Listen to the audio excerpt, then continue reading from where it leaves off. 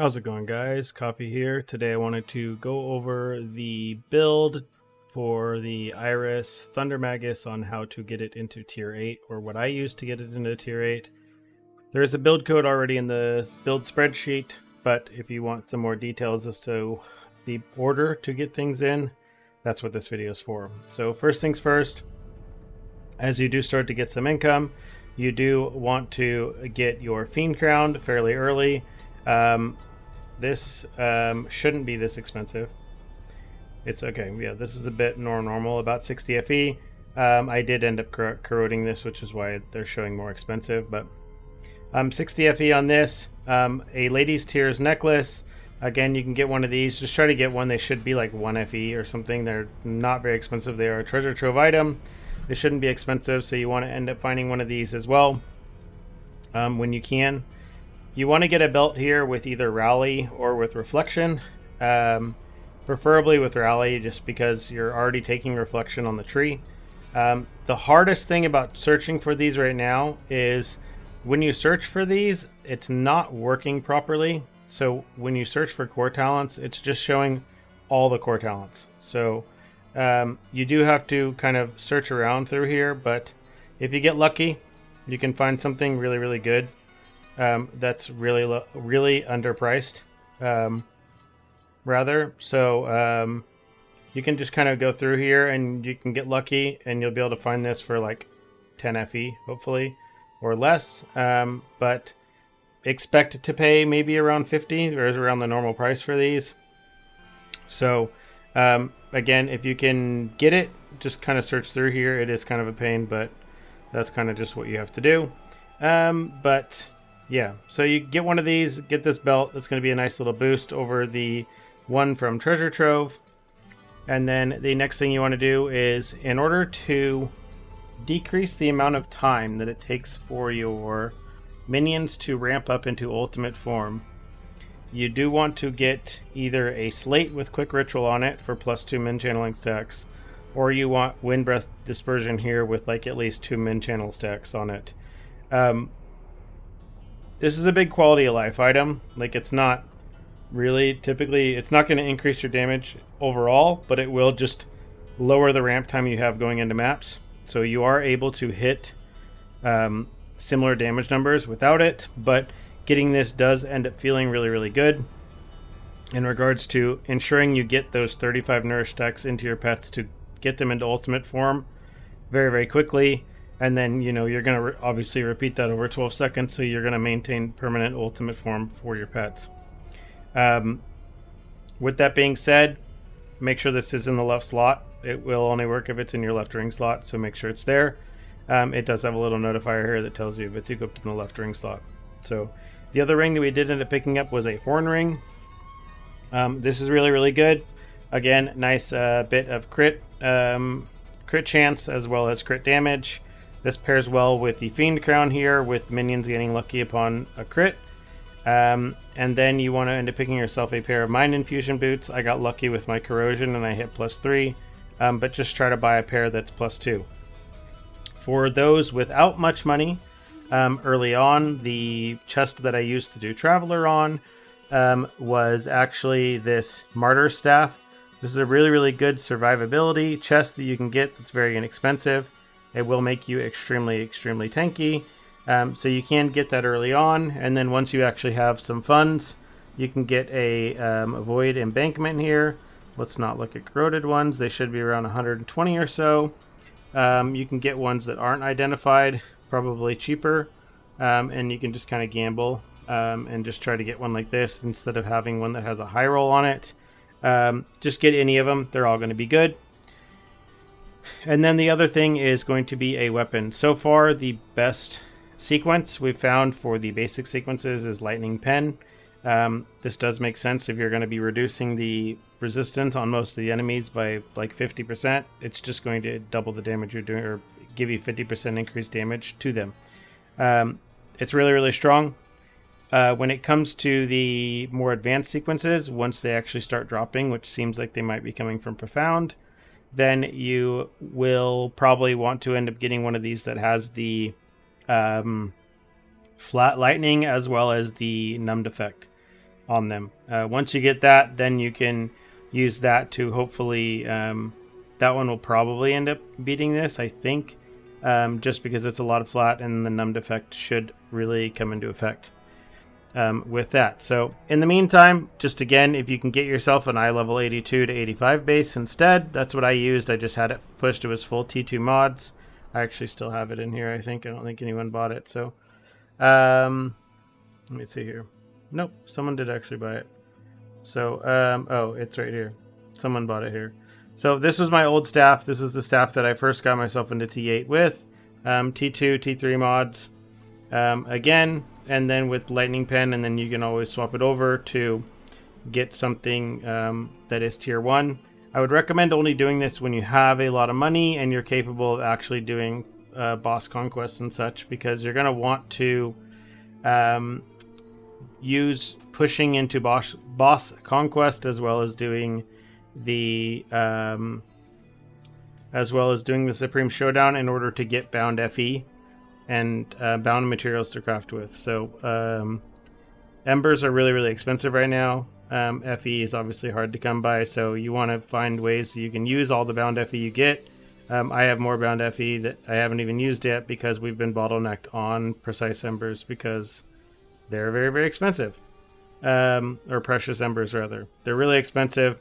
This price doesn't justify it. They're much closer to this, like 0.1 or 0.15. So, yeah, people aren't getting embers as much right now, so there's probably going to be some big push on people wanting to use some ember pets and such. But the other big ones that we did make, big adjustments, damage-wise, was adding slates.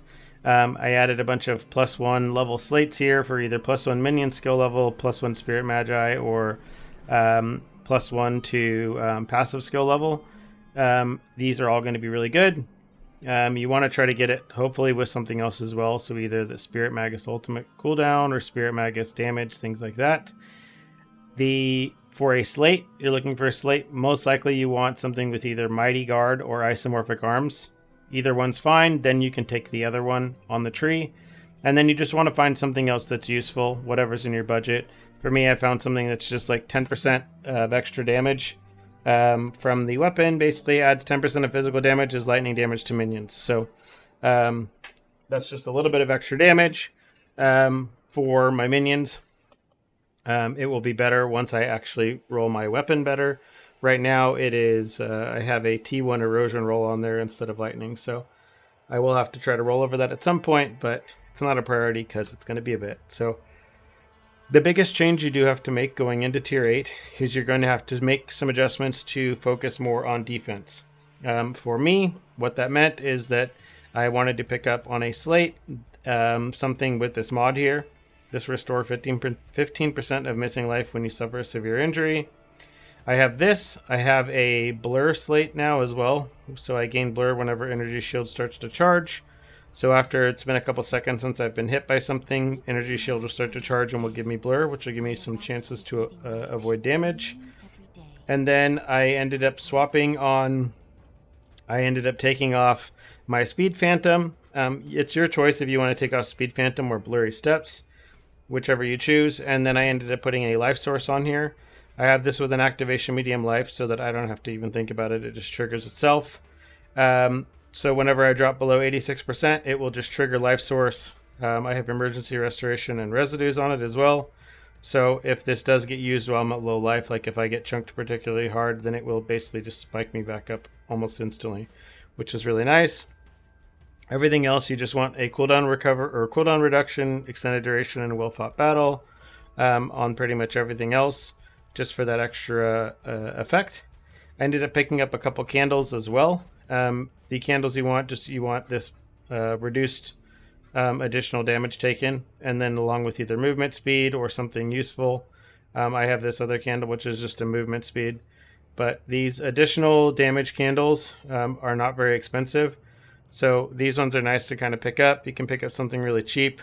Just search around for something useful. You should probably be able to find yourself something under 10 FE. That's going to have at least something useful on it if you're looking for just the T2 version of this mod.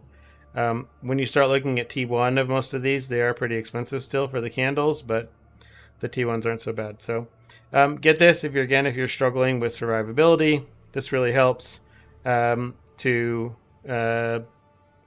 keep you stable and keep you alive, keep you from getting one shot, which is kind of hard to do because of Wind Rider is making you take extra damage. So the other big thing you can do as well is upgrade your memories here, get your memories to level 30 so you can get level 2, so you at least take a little bit less damage here. So instead of taking 30% additional damage, we're only taking 20% additional damage now at level 2.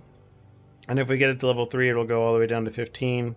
So this is important. You do want to focus on these. Kind of same thing with all your traits here.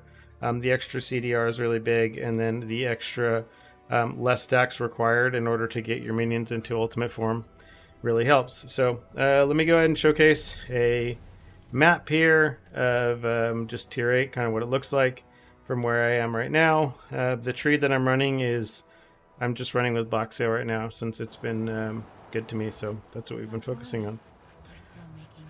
So you can see once we get into the maps, it still takes a second to kind of get the pets going, but other than that, we're just on a 0 button build at this point. If you have activation mediums going, or you can put activation mediums in, I'm just kind of spamming the keys.